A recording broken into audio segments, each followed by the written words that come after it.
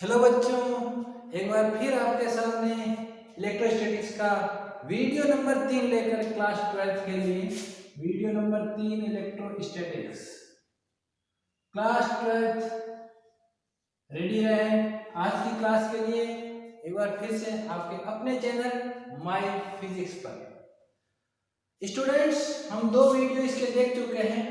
पहले वीडियो में हमने चार्जेस के बारे में पढ़ा था, दूसरे वीडियो में हमने देखा था कि चार्जेस की क्या क्या प्रॉपर्टीज होती है और उनको समझने के बाद आपको काफी कुछ समझ में आया होगा। चार्जिंग कैसे कर सकते हैं, इंडक्शन क्या होता है, चार्जिंग में क्वांटाइजेशन क्या होता है, और आज आए हैं कूलम्ब्स लॉ लेकर। जो कूलम्ब्स लॉ है इसमें आपको स्पेलिंग का विषय जाना, COULOMB कूलम्ब्स लॉ। ये छोटा सा जो चैप्टर है, थ्योरी बहुत कम है, इसके न्यूमेरिकल्स काफी अच्छे मिलते हैं। आपको जहां पर भी इसके न्यूमेरिकल मिले हैं उनको सॉल्व करें, कमेंट बॉक्स में डालें अगर आपको समझ में नहीं आ रहा है, वो सॉल्व नहीं हो रहा है तो बाकी बातें छोड़कर हम सीधे आते हैं टॉपिक पर। इलेक्ट्रोस्टैटिक्स का तीसरा कूलम्ब्स लॉ। कूलम्ब ने क्या बताया, कूलम्ब्स ने ये बताया कि कूलम्ब ये जो चार्जेस होते हैं, मान लीजिए दो चार्जेस मैंने Q1 और Q2 ले लिए, बिना ये देखे कि इनके चिन्ह क्या है। मान लीजिए मैंने दोनों प्लस है, दोनों ही पॉजिटिव चार्जेस है, नेगेटिव एक नेगेटिव दूसरा पॉजिटिव हो सकता है, दोनों नेगेटिव हो सकते हैं, वो बात हम करेंगे बाद में। पहले हम आते हैं कि ये दो चार्जेस हैं, एक यहां पर है, दूसरे की जो पोजीशन है नीचे ले लेते, एक यहां पर ले लिया, एक यहां ले लिया, दो पोजीशन ले ली। और हमने ये भी देख लिया कि दोनों के बीच का जो सेपरेशन है, जो यहां से यहां तक की डिस्टेंस है वो r है, यानी दोनों एक दूसरे से r डिस्टेंस के ऊपर सिचुएटेड है। इस सिचुएशन में कूलम्ब ने ये बताया कि जो दोनों के बीच में फोर्स लगेगा, फोर्स जो लगेगा वो प्रोपोर्शनल होगा किसके, multiplication of both the charges. जो फोर्स लगेगा दोनों के बीच में, फोर्स कौन सा लगेगा, अगर अपोजिट होंगे अनलाइक चार्जेस होंगे तो एट्रैक्टिव फोर्स लगेगा, और अगर सेम चार्जेस होंगे लाइक चार्जेस होंगे तो रिपल्सिव फोर्स लगेगा। दोनों एक दूसरे को अलग अलग डायरेक्शन में पुश करेंगे, बट जैसा भी फोर्स लगेगा दोनों के मल्टीप्लिकेशन के डायरेक्टली प्रोपोर्शनल होगा। समझ में आया?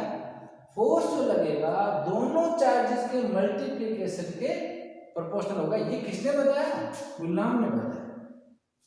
दूसरा उसने क्या कहा कि ये इनवर्स लॉ को फॉलो करता है, यानी ये जो आर स्क्वायर होगा, आर स्क्वायर जो होगा उसके इनवर्सली प्रोपोर्शनल होगा, उल्टा। जैसे जैसे हम सेपरेशन बढ़ाएंगे, जैसे जैसे इनको हम दूर करेंगे, जो इनके बीच में लगने वाला जो फोर्स है, the force between both the charges will reduce inversely, reduce होगा। और उस रिड्यूस किस रेट होगा? इनवर्स स्क्वायर लॉ के हिसाब से। ये हम थोड़ा बाद में देखेंगे। अभी आप ये देखो कि 1/r² के डायरेक्टली प्रोपोर्शनल होगा। अगर इन दोनों को हम मर्ज कर ले तो जो फोर्स होगा वो डायरेक्टली प्रोपोर्शनल होगा Q1 Q2 upon r², right? Q1 Q2 upon r²। और इसको अगर मैं हटाऊंगा तो प्रोपोर्शनली कांस्टेंट लगेगा K Q1 Q2 upon r²। इस जो फॉर्मूला है, ये जो इस फॉर्मूले को बोलते हैं कूलम्ब्स लॉ। दोबारा बोलूं, अगर इसको हम लैंग्वेज में तो force between two charges is directly proportional to the multiplication of both the charges and inversely proportional to the square of the separation। उनके बीच की डिस्टेंस उसके स्क्वायर के इनवर्सली प्रोपोर्शनल होगा। ये मैं कहता हूं कि 1/r² के डायरेक्टली प्रोपोर्शनल होगा। दोनों को मर्ज कर लिया, F = K Q1 Q2 upon r²। इस फॉर्मूले को क्या बोलते हैं? Coulomb's law. इलेक्ट्रिक फोर्स जो इनके बीच में लगेगा वो किसके इक्वल होगा? F जो इलेक्ट्रिक फोर्स जो लगेगा वो इक्वल होगा K Q1 Q2 upon R square. समझ में आना भी चाहिए, Q1 Q2 upon R square. अब ये जो कांस्टेंट है इसकी बात करते हैं। ये कांस्टेंट बहुत इंपॉर्टेंट है। इस कांस्टेंट को जब हम बात करेंगे, इसकी वैल्यू निकालने के लिए सबसे पहले कॉलम ने क्या किया, यहां से शुरुआत की। Q1 जो है फर्स्ट चार्ज है, इसको 1 कूलम ले लें, और जो Q2 है सेकंड चार्ज, इसको भी 1 कूलम ले लिए, इसको भी 1 कूलम ले लिए। ये भी 1 हो गया, ये भी 1 हो गया। इनके बीच का जो सेपरेशन है R है, इसको भी ले लिया 1 मीटर। इससे क्या हुआ, जो F ही है वो किसके इक्वल होगा? K into 1 upon 1 square, that is equal to K। और ये जब वहां पर एक्सपेरिमेंटली देखा गया तो यहाँ पर इन दोनों चार्जेस जो एक एक कूलम में थे, इनके बीच में जो फोर्स था वो मेजर हुआ 9 इंटू 10⁻⁹ न्यूटन। तो K की वैल्यू आ गई 9 into 10⁻⁹ Newton.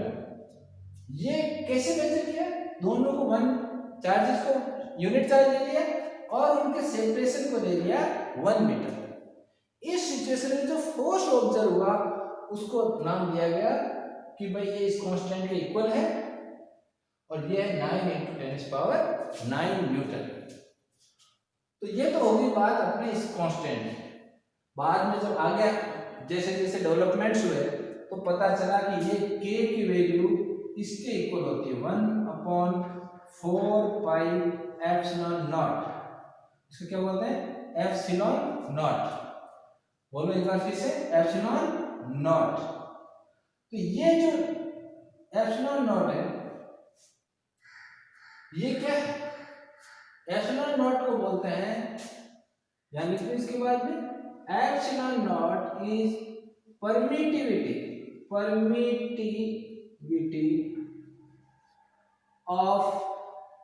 Of vacuum.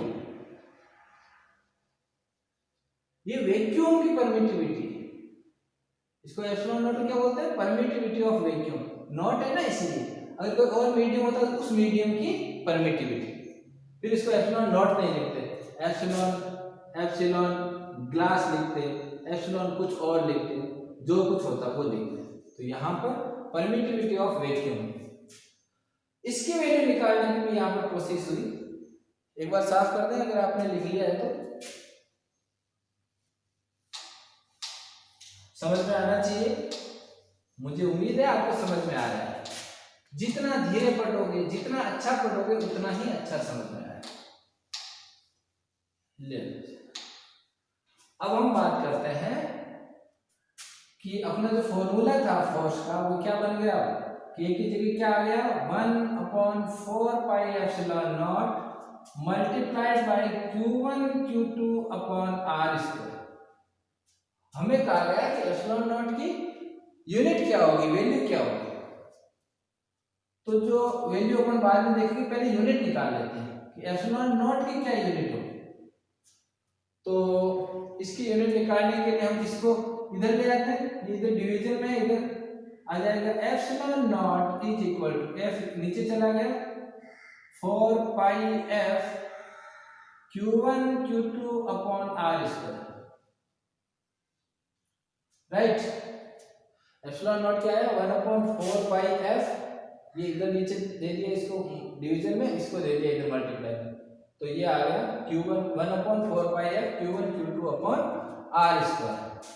Unit के लिए हम क्या करेंगे, देखेंगे कि क्या क्या यूनिट आ सकती है इसकी।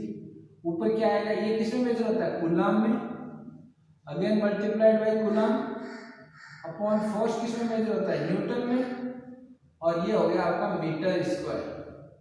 हम बात करें केवल unit of epsilon naught. Okay, permittivity की क्या यूनिट होगी? ये आ गया बेटा C² square upon N M square, और इसको और सही ढंग से लिखें तो यह आ जाएगा सी स्क्वायर, ये ऊपर जाएगा N minus one M minus two. ये आपकी यूनिट हो गई किसकी, परमिटिविटी। और इसकी वैल्यू जब एक्सपेरिमेंट से देखी गई तो आई एप्सिलॉन वैल्यू आई 8.85 इंटू 10⁻⁻12, यूनिट ये आ जाएगी C square N minus one M minus two, right. ये आ गई इसकी वैल्यू। ये एक्सपेरिमेंट से आई, कैसे आई, ये अपन इसकी गहराई में नहीं जाएंगे, वैल्यूज रखी और इसकी निकाली, एक ही निकाली, उसके अंदर भी 4 पाई की वैल्यू रख के अपन निकाल सकते हैं, क्योंकि के की वैल्यू तो अपने पास थी 1/4 पाई एप्सिलॉन नॉट। तो इसकी वैल्यू जब आ गई तो इसको इससे मल्टीप्लाई करके भी हम निकाल सकते हैं। 8.85 10⁻12 C square coulomb square newton inverse and metre -2 power. Okay okay students, यहाँ तक हम आ गए हैं। हमने इसके न्यूटन्स जो कूलम्ब्स लॉ है, इसका बेसिक जो है, इसके फंडामेंटल जो कंसेप्ट है वो हमने इसमें देख लिए हैं। अब हम स्टडी करेंगे इसकी वेक्टर फॉर्म क्या होगी, वेक्टर में इसको कैसे लिखेंगे। तो इसको मैं यूज कर देता हूं। बहुत ही बेहतरीन टाइम है आपकी स्टडीज का, जितना आप इस समय स्टडी करेंगे वो आपके काम में आएगा, क्योंकि ये साल तो कोविड नाम के कीड़ा है वो खा गया इस साल को, है ना। तो जब कीड़े खा जाएंगे इस साल तो हम क्या करेंगे, हमारी फसल को कीड़े खाने नहीं देंगे। Vector form of F E, electric force जो लग रहा है दोनों चार्जेस के बीच में, उसकी वेक्टर फॉर्म क्या होगी। तो वेक्टर फॉर्म क्या होगी भाई, मान लीजिए एक चार्ज यहाँ है, दूसरा चार्ज यहाँ है, ये Q1 है, ये Q2 है, ऊपर की तरफ लिखना है Q1 है, ये Q2 है, यहां से इसका रेफरेंस पॉइंट है, तो ये मान लीजिए R1 है, ये ले लीजिए R2 है, वो R1 है, ये R2 है, ये R2 है।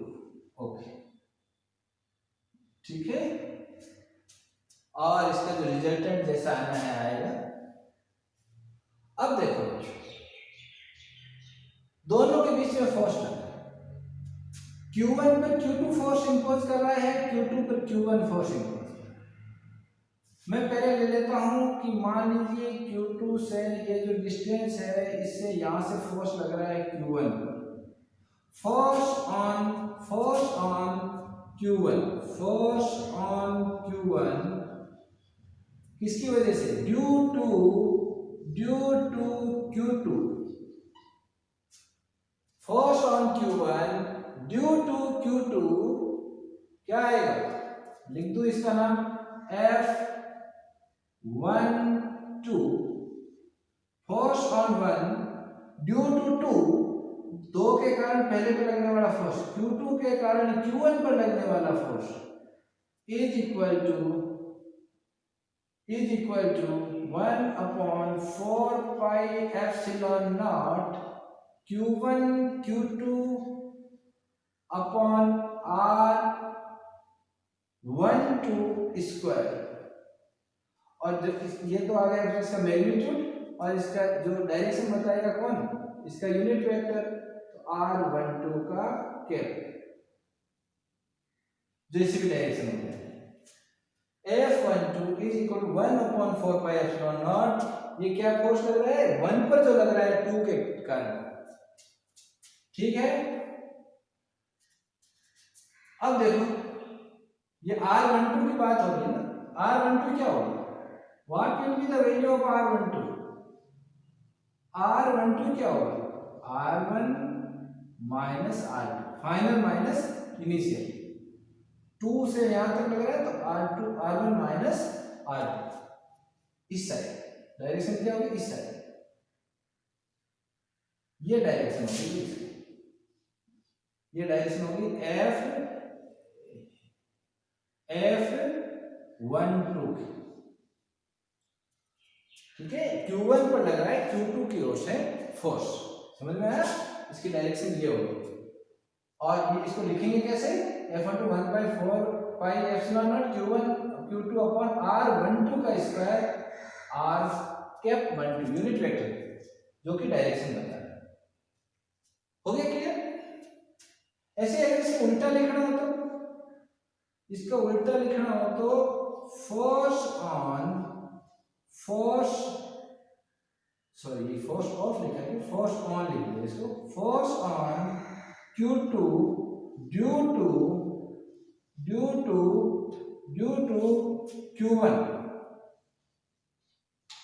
Q1 के कारण Q2 पर लगने वाला फोर्स क्या हो जाएगा, 21 vector of force 21 is equal to 1/4 epsilon naught 4 pi epsilon naught Q1 Q2 upon R12 लीजिए, क्या आ जाएगा 21 का स्क्वायर, और यहाँ पर जो यूनिट वेक्टर आएगा वो आएगा 21 का कैप, राइट। F21 ये आ गया, F12 R12 मैंने क्या लिखा भाई, R1 माइनस R12 क्या लिखा है, आराम से समझो इसको, बहुत आसान है, R1 माइनस R2, तो R21 क्या हो जाएगा, R2 माइनस R1। इसका मतलब हुआ कि ये दोनों का जो साइन है ये अपोजिट डायरेक्शन में है और सेम है, R12 इस साइड में है तो R21 इस साइड में, यानी जो फोर्स लगेगा वो इस साइड में लगेगा, अगर सेम चार्जेस है ना दोनों, तो फोर्स जो लगेगा इस साइड में लगेगा। तो मैं क्या लिखूंगा, जो F21 है इसका जो फाइनल रिजल्ट आएगा F12 जो है वो अपोजिट होगा किसका, F21 का। मार्केट जवाब दे गया है सही टाइम पर। F21 जो है उसका ये अपोजिट होगा, F12 F21 ये अपोजिट होगा और सेम होगा, फोर्स सेम लगेगा, जितना फोर्स चार्ज 2 चार्ज 1 पे लगाएगा उतना ही फोर्स चार्ज 1 चार्ज 2 पर लगाएगा, but the direction of both the forces will be opposite. अगर एक इधर लग रहा है तो दूसरा इधर लगेगा, राइट। तो F12 is equal to minus of F21, right. अब आते हैं की फीचर्स ऑफ कूलम्ब्स लॉ, इसकी क्या क्या खास बातें हैं, क्या क्या इसके अंदर ऐसी चीजें हैं जो स्पेशल है, इसमें क्या क्या पढ़ा। पहली क्या है, इट इज वैलिड फॉर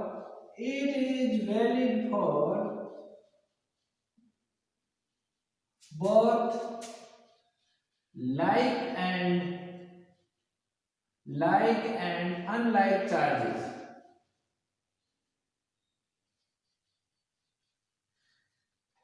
यानी लाइक चार्जेस होंगे एक जैसे होंगे, चाहे अनलाइक चार्जेस होंगे अलग अलग होंगे, दोनों के लिए वैलिड है, दोनों में काम करेगा। ये लाइक चार्जेस होंगे तो क्या होगा, रिपल्सिव होंगे, फोर्स जो होगा रिपल्सिव होगा, और जो लाइक होगा अनलाइक होगा तो अट्रैक्टिव होगा। तो दोनों, लेकिन ये जो रूल है कि F इज इक्वल टू के Q1 Q2 upon R square, ये दोनों के लिए वैलिड है, चाहे लाइक है चाहे अनलाइक चार्ज है। सेकंड जो है, हमने क्या पढ़ा अभी जब हम वेक्टर फॉर्म पढ़ रहे थे कि F12 is equal to F21 but in the opposite direction. कुछ याद आया इसमें, फोर्स लग रहा है इक्वल अमाउंट में लग रहा है अपोजिट डायरेक्शन में, it means it follows Newton's Newton's third law. ये जो न्यूटन्स का थर्ड लॉ है इसको स्ट्रिक्टली फॉलो करता है। F12 is equal to minus of F21, इसका मतलब ये उसको स्ट्रिक्टली फॉलो करता है। दूसरा क्या कहता है, तीसरा, अच्छा दो हो गए, तीसरा क्या है कि जो आपका मैंने बताया था कि जो कांस्टेंट है जिसको अपन 1/4 पाई एप्सिलॉन नॉट लिखते हैं, it is not universal, it is, या इसको यूं लिखें, प्रोपोर्शनल कांस्टेंट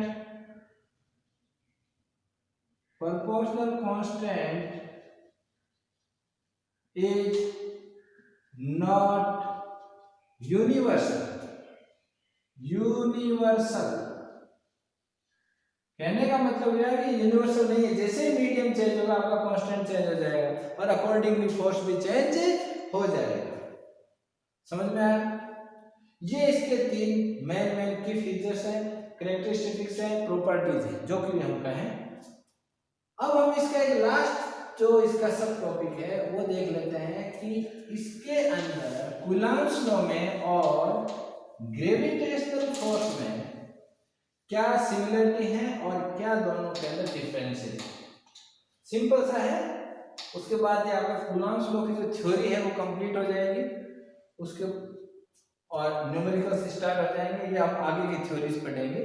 तो इलेक्ट्रिक फोर्स जो लगता है कूलम्ब्स लॉ ने बताया, कूलम्ब्स लॉ जो कहता है, क्या कहता है, इलेक्ट्रिक फोर्स जो दो चार्जेस के बीच में होगा वो होगा K Q1 Q2 upon R square,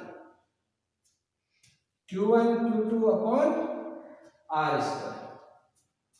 और जो ग्रेविटेशनल जो फोर्स लगता है, ग्रेविटेशनल फोर्स जो लगता है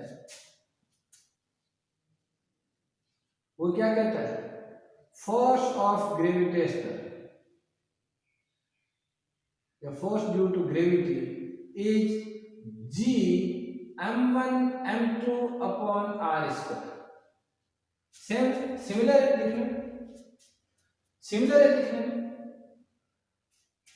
तो दोनों के अंदर जो सिमिलरिटी है वो क्या क्या है, पहले तो वो देखते हैं। पहली सिमिलरिटी इसके अंदर ये है कि दोनों ही इनवर्स लॉ को फॉलो करते हैं। both follows inverse square law। ये भी 1/r स्क्वायर के प्रोपोर्शनल में, ये भी 1/r स्क्वायर के प्रोपोर्शनल। तो दोनों क्या फॉलो करते हैं, इनवर्स स्क्वायर लॉ। ठीक है। एक और इनके अंदर खास बात आती है, both acts along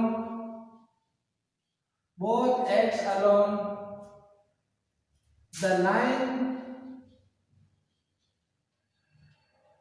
joining the centers।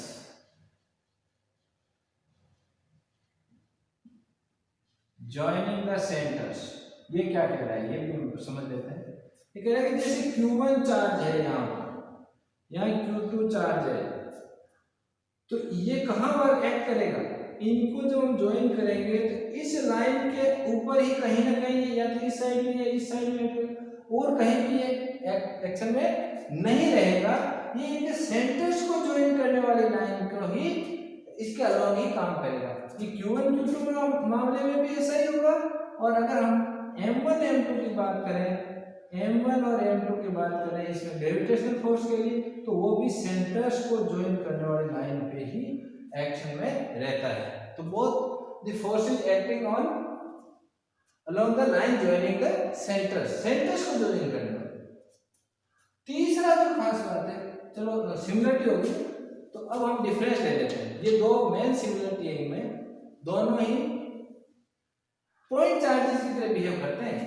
जैसे यहाँ तो ऐसा लगेगा जैसे कितने ही बड़े हो लेकिन पॉइंट चार्जेस के रूप में काम कर रहे हैं, यानी सेंटर के ऊपर है सारा चार्ज, उस हिसाब से ये एक्शन में रहते हैं।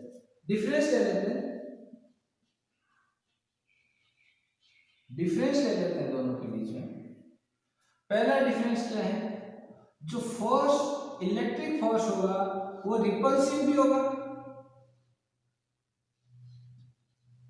एज वेल एज एट्रैक्टिव भी होगा। जो इलेक्ट्रिक फोर्स होगा, अगर लाइक चार्जेस होंगे तो रिपल्सिव होगा और अनलाइक चार्जेस होंगे तो कैसा होगा, एट्रैक्टिव होगा। लेकिन जो ग्रेविटेशनल फोर्स है वो हमेशा ऑलवेज एट्रैक्टिव, ऑलवेज एट्रैक्टिव। और सेकेंड जो डिफरेंस है दोनों के बीच में, कि जो ग्रेविटेशनल फोर्स जो होता है it is totally independent, independent यानी स्वतंत्र है, कोई फर्क नहीं पड़ता, इंडिपेंडेंट ऑफ मीडियम से इसके ऊपर कोई फर्क नहीं पड़ता। लेकिन इलेक्ट्रिक जो फोर्स लगेगा वो totally dependent on the medium. हमने अभी बात की थी ना परमिटिविटी ऑफ द मीडियम, अगर परमिटिविटी चेंज होगी, मीडियम जैसे जाएगा वैक्यूम की जगह कौन सा मीडियम आएगा उस पर भी ये डिपेंड करेगा। तो इसको लिखेंगे अपन dependent upon medium. Okay students, this is the theory of Coulomb's law. अब की बार जो वीडियो आएगा उसके अंदर हम पढ़ेंगे प्रिंसिपल ऑफ सुपरपोजिशन और उसके बाद है न्यूमेरिकल्स, 2-3 न्यूमेरिकल करेंगे हम। आप मुझे कमेंट बॉक्स में ये लिख कर भेजिए कि न्यूमेरिकल्स आपको बुक के कराएं या कुछ एक्स्ट्रा करवाया जाए। हम प्रिंसिपल ऑफ सुपरपोजिशन पढ़ने के बाद क्या करेंगे, 2-3 न्यूमेरिकल करेंगे, अच्छे न्यूमेरिकल करेंगे। आपको समझ में आ जाएगा कि ये किस तरह एक्ट करता है, क्या वैल्यू आती है, कहाँ किसकी वैल्यू क्या है, और उससे आपको और ज्यादा कॉन्फिडेंस आएगा कूलम्ब्स लॉ में। मेरे हिसाब से आपकी स्टडीज ठीक चल रही होगी।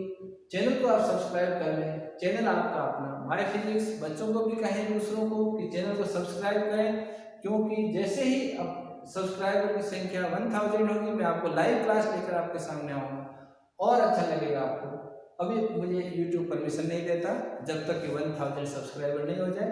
I have already 500 and above subscribers, so please, okay, thank you.